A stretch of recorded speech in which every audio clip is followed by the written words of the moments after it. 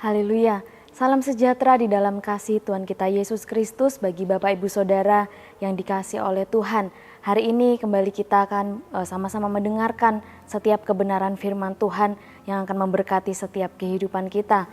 Kita akan sama-sama membuka Alkitab kita di dalam Galatia pasal yang pertama ayat yang ke-6 dan ke-7. Galatia pasal yang pertama ayat yang ke-6 dan ke-7. Aku heran bahwa kamu begitu lekas berbalik daripada Dia yang oleh kasih karunia Kristus telah memanggil kamu dan mengikuti suatu Injil lain yang sebenarnya bukan Injil. Hanya ada orang yang mengacaukan kamu dan yang bermaksud untuk memutarbalikkan Injil Kristus. Tema firman Tuhan yang saya bawakan hari ini adalah jangan termakan rayuan. Bapak Ibu Saudara yang dikasihi oleh Tuhan, rayuan itu adalah kalimat-kalimat bujukan. Tujuannya adalah untuk menyenangkan dan memikat hati orang yang dirayunya. Itu adalah rayuan. Adam dan Hawa adalah orang-orang yang termakan rayuan iblis. Akibatnya mereka harus meninggalkan Taman Eden karena mereka telah melakukan dosa di hadapan Tuhan. Mereka termakan rayuan iblis, melakukan dosa, sehingga mereka harus meninggalkan Taman Eden. Hal yang sama juga terjadi kepada jemaat yang ada di Galatia ini. Mereka adalah orang-orang yang telah percaya kepada Kristus lewat Injil yang Rasul Paulus sampaikan kepada mereka.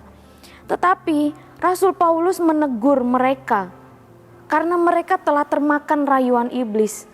Mereka percaya kepada Injil lain yang sebenarnya bukan Injil. Rasul Paulus heran mengapa jemaat yang ada di Galatia ini lekas berbalik daripada Tuhan. Padahal kehidupan mereka telah percaya kepada Injil Kristus yang Rasul Paulus sampaikan kepada mereka. Tetapi kemudian mereka lekas berbalik daripada apa yang mereka percayai.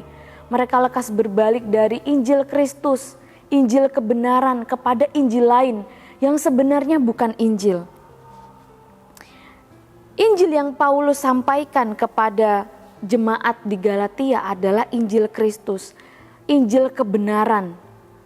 Kalau kita membaca di dalam Galatia pasal yang pertama ini ayat yang ke-11 sampai ayat yang ke-12.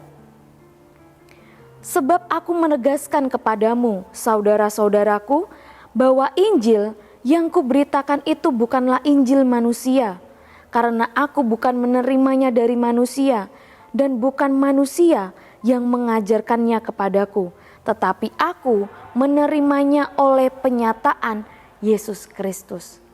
Paulus menjelaskan kepada jemaat yang ada di Galatia bahwa Injil yang dia sampaikan kepada mereka itu adalah Injil kebenaran. Injil yang dia beritakan itu tidak berasal dari manusia, tetapi penyataan Yesus Kristus kepada Rasul Paulus dan kemudian dia sampaikan itu kepada jemaat-jemaat. Paulus menjadi rasul itu juga karena kehendak Tuhan, kehendak Allah. Di ayat yang ke-8, dia menyampaikan dengan tegas bahwa siapapun yang memberitakan Injil lain selain yang Rasul Paulus sampaikan kepada jemaat yang ada di Galatia, dia katakan terkutuklah dia. Dia memiliki suatu keyakinan bahwa apa yang dia sampaikan, Injil yang dia sampaikan kepada jemaat-jemaat, itu adalah Injil kebenaran. Dan siapapun yang memberitakan Injil lain yang tidak benar, terkutuklah dia. Rasul Paulus menjadi rasul itu kehendak Allah. Dan apa yang Rasul Paulus sampaikan itu berasal dari Allah. Setiap perkataan dari mulut Allah itu adalah firman. Dan firman itu adalah kebenaran. Yohanes pasal yang ke-17 ayat yang ke-17 mengatakan, kuduskanlah mereka dalam kebenaran. Firman-Mu adalah kebenaran. Firman-Mu adalah kebenaran. Setiap perkataan yang keluar dari mulut Allah adalah firman.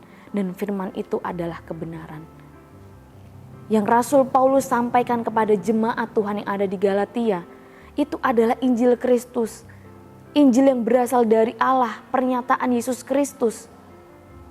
Bukan dari manusia, bukan dari pemikiran Rasul Paulus sendiri, tetapi berasal dari Allah.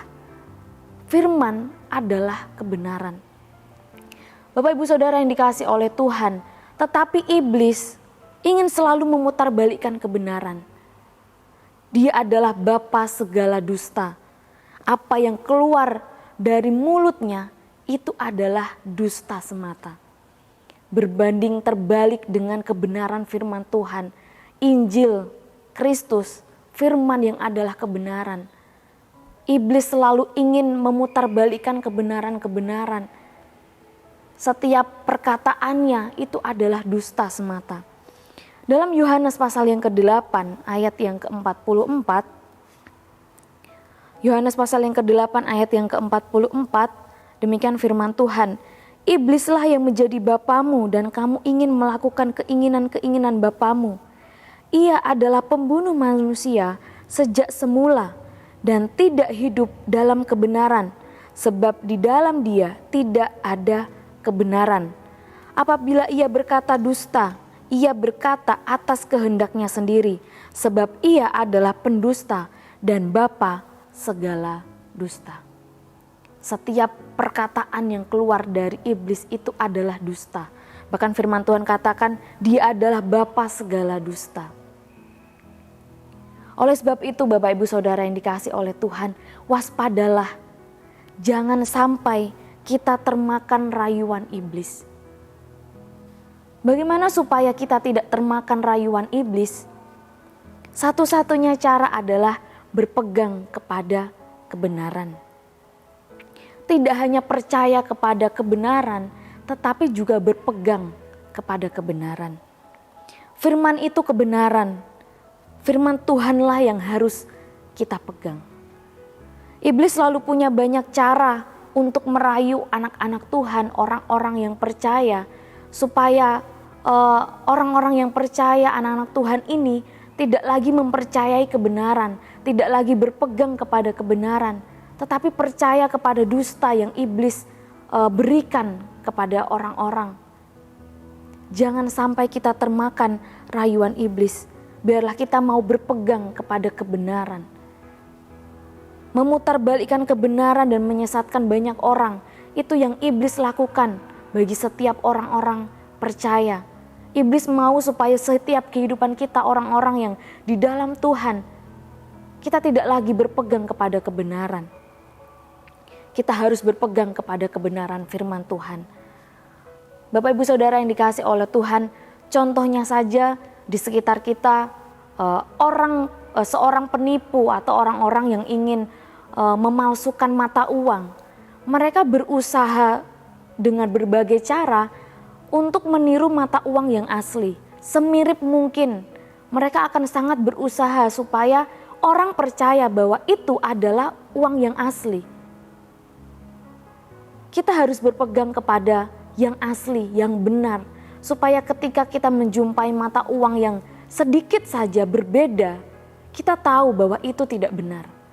Itu bukan yang asli, itu bukan yang sebenarnya. Kebenaran firman Tuhan juga kita harus pegang seperti itu, Bapak Ibu Saudara. Ketika ada ajaran yang tidak sesuai dengan kebenaran firman Tuhan, kita menjadi tahu, oh ini bukan kebenaran firman Tuhan, ini dusta, ini rayuan iblis. Sama halnya dengan mata uang, kita harus melihat, meraba, menerawang. Kita juga dengan kebenaran, kita juga harus membaca, merenungkan, menyelidiki, memperkatakan dan melakukan kebenaran. Hal yang sama kita juga lakukan terhadap kebenaran firman Tuhan. Membacanya, merenungkannya, menyelidikinya, memperkatakan dan melakukan kebenaran firman Tuhan. Sehingga firman itu dekat dengan kita, yaitu dalam mulut dan hati kita. Roma pasal yang ke-10 ayat yang ke-8. Roma pasal yang ke-10 ayat yang ke-8. Tetapi apakah katanya? Ini, firman itu dekat kepadamu, yakni di dalam mulutmu dan di dalam hatimu. Itulah firman iman yang kami beritakan. Ketika kita membaca, merenungkan, menyelidiki, memperkatakan dan melakukan firman, firman itu dekat dengan kita. Firman itu ada dalam mulut kita, ada dalam hati kita, ada dalam pikiran kita, ada dalam setiap perkataan kita. Apa yang kita lakukan itu adalah kebenaran. Sehingga ketika iblis mulai menawarkan hal-hal yang indah, rayuan-rayuannya yang indah yang tidak sesuai dengan kebenaran, kita menjadi tahu, kita sanggup mengatakan tidak. Itu adalah dusta. Itu bukan suatu kebenaran yang saya pegang. Bapak Ibu Saudara yang dikasih oleh Tuhan, saya berdoa setiap kehidupan kita umat-umat Tuhan, kita berpegang kepada kebenaran. Kita tidak termakan rayuan iblis, kalimat-kalimat rayuan yang indah yang berusaha menarik hati, menarik orang-orang yang percaya. Mari kita berpegang kepada kebenaran firman Tuhan. Jangan kita termakan rayuan iblis. Peganglah kebenaran. Sehingga kita mampu mengatakan tidak kepada setiap rayuan iblis yang berusaha untuk menggoyahkan setiap kehidupan kita. Puji nama Tuhan, kiranya firman Tuhan hari ini boleh kembali memberkati setiap kehidupan kita, menasihatkan setiap kehidupan kita umat-umat Tuhan untuk kita tetap berpegang kepada kebenaran firman Tuhan. Roh Kudus kiranya menolong setiap kehidupan kita untuk melakukan setiap kebenaran firman Tuhan. Bapak Ibu Saudara yang dikasih oleh Tuhan, terima kasih telah mengikuti Renungan 79, kiranya dapat menjadi berkat bagi kita semua. Bagi Bapak Ibu Saudara yang rindu untuk didoakan pokok doa tertentu atau menceritakan kesaksian baik mujizat kesembuhan, pemulihan masalah keluarga dan lain sebagainya, Bapak Ibu Saudara dapat menyalurkannya melalui chat WhatsApp di 0813 2742 0088. Puji nama Tuhan, mari sama-sama kita tundukkan kepala, kita berdoa kepada Tuhan. Terima kasih Tuhan, kami bersyukur untuk kebaikan-Mu dalam setiap kehidupan kami. Kami boleh kembali menikmati kebenaran firman-Mu. Kami rindu menjadi umat-umat Tuhan yang terus berpegang kepada kebenaran-Mu, kebenaran firman-Mu. Kami menjadi orang-orang yang tidak termakan rayuan iblis. Sekalipun itu indah, kami mau tetap berpegang kepada apa yang benar di hadapan-Mu Tuhan. Roh Kudus yang menolong setiap kehidupan kami umat-umat-Mu untuk melakukan setiap kebenaran firman-Mu. Ya Tuhan, tolonglah kami, keluarga GPDI El Shaddai Magelang, untuk terus berjaga-jaga, berdiri teguh dalam iman, bersikap sebagai laki-laki, dan tetap kuat. Terima kasih Tuhan, dalam nama Tuhan Yesus Kristus. Haleluya. Amin.